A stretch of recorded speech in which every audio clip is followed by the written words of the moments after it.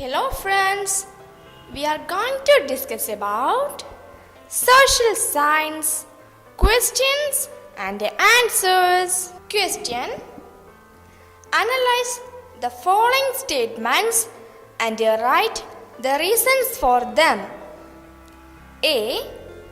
While Mangalore receives rainfall from June to September, Chennai usually receives rainfall in November to December. B. Rajasthan receives very little rainfall. Answer: Mangalore receives rainfall in southwest monsoon season. It's in June to September, while Chennai receives rainfall in northeast monsoon season. It's in November to December. Rainfall scores in Rajasthan southwest monsoon's Arabian branch entering through Gujarat blow parallel to the Aravalli mountain ranges. Question: arrange the mountain ranges Himachal, Shivalik and Himadri on the basis of their altitude and write down the features of each. Answer: first, Himadri, the highest mountain ranges of Himalaya. It characterized as backbone of Himalaya. The average height about 6,000 meters. Origin of rivers Ganga and Brahmaputra. Mountain peaks with a height of 8,000 meters are situated here. Kanchenjunga 8,595, Nanga Parbat 8,260, covered snow throughout the year. This region is inhospitable because severe cold. The presence of natural passes. Second, Himachal, situated to the south of the Himadri or it lying between Himadri and Shivalik. The average height is 3,000 meters. Many beautiful valleys and hill resorts found here. Valleys: Kashmir Kulu Kangra Hill Resorts, Mussoorie, Shimla, Nainital, Darjeeling and Almora. Rohtang Pass in Himachal Pradesh situated here. Trees like oak, pine, deodar are found. Fruits like apple, apricot, etc. and tea are cultivated here. Third, Shivalik, situated to the south of the Himachal. The average height is 1,220 meters. As the Himalayan rivers cut across these ranges, its continuity break at many places. Cultivation and cattle rearing is main occupation. Long and broad flat valleys are seen along these ranges. It is known as dunes. Rice, potato and maize are cultivated here. Terraced cultivation is the peculiarity of this region. Question: what is fiscal policy? How does it influence the progress of the nation?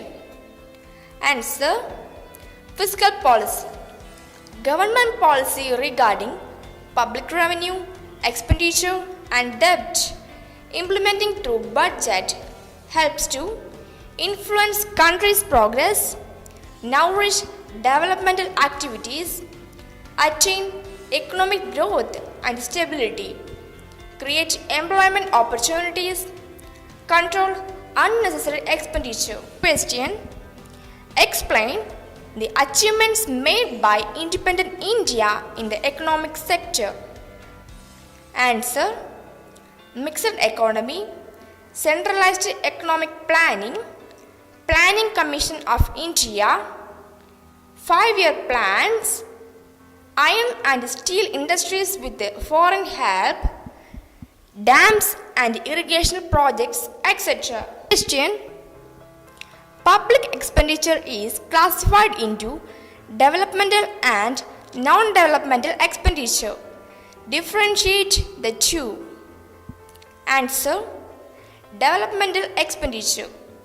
Construction of roads, bridges and harbors, educational institutions, etc. Non-developmental expenditure. Expenditure for war, interest, pension, etc. Question: elucidate the difference between obligatory and discretionary functions of the state with the examples. Answer: obligatory functions. Functions which have to be implemented by the state at all times at any cost are said to be obligatory functions. State cannot abstain from its obligatory functions.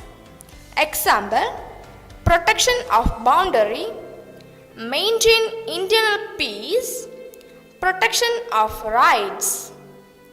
Discretionary functions. Functions are those which have to be implemented as per the economic condition of a state. It is not possible to set a limit to the discretionary powers of a state. Example: protection of health, provide educational facilities. Question: the statements given below are related to the rivers in India. Statement A: catchment area is comparatively smaller. Statement B: creates goats.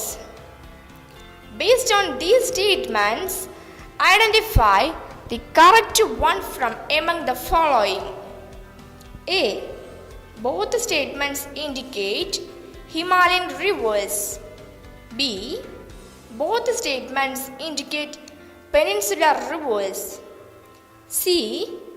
Statement A is related to Himalayan rivers and Statement B is related to peninsular rivers.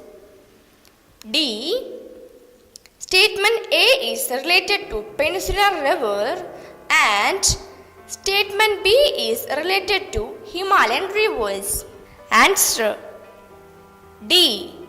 Statement A is related to peninsular rivers and Statement B is related to Himalayan rivers. Question: how did the refugee problem become an important challenge to independent India? Answer: first, there was an influx of refugees from India to Pakistan and vice versa. Second, communal riot broke out in various places. Third, thousands of people killed. Question: match the items in column A with the appropriate items in column B. Column A: Arya Samaj. Column B: Atmaram Pandurang. Column A: Ramakrishna Mission. Column B: Jyotiba Phule. Column A: Prarthana Samaj. B: Swami Dayananda Saraswati. Column A: Satyashodak Samaj. Column B: Swami Vivekananda. Answer: column A: Arya Samaj and column B: Swami Dayananda Saraswati. Column A: Ramakrishna Mission. B: Swami Vivekanandan. Column A: Prarthana Samaj. Column B: Atmaram Pandurang. Column A: Satyashodak Samaj. Column B: Jyotiba Phule. Question: explain the role of associations in fostering civic consequences.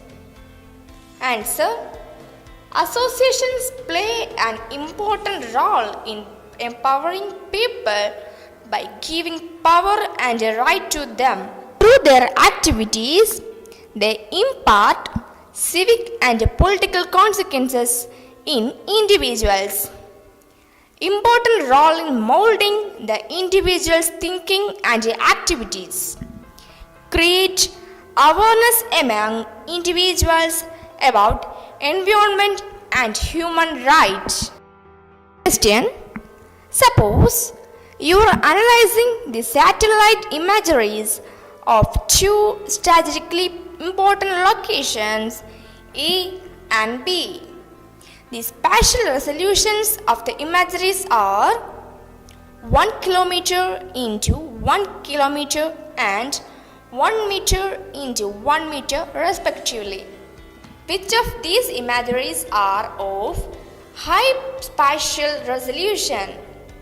Second, which of these imageries cannot be utilized for micro-level studies? Third, what do you mean by the term spatial resolution? Answer: first B, second A.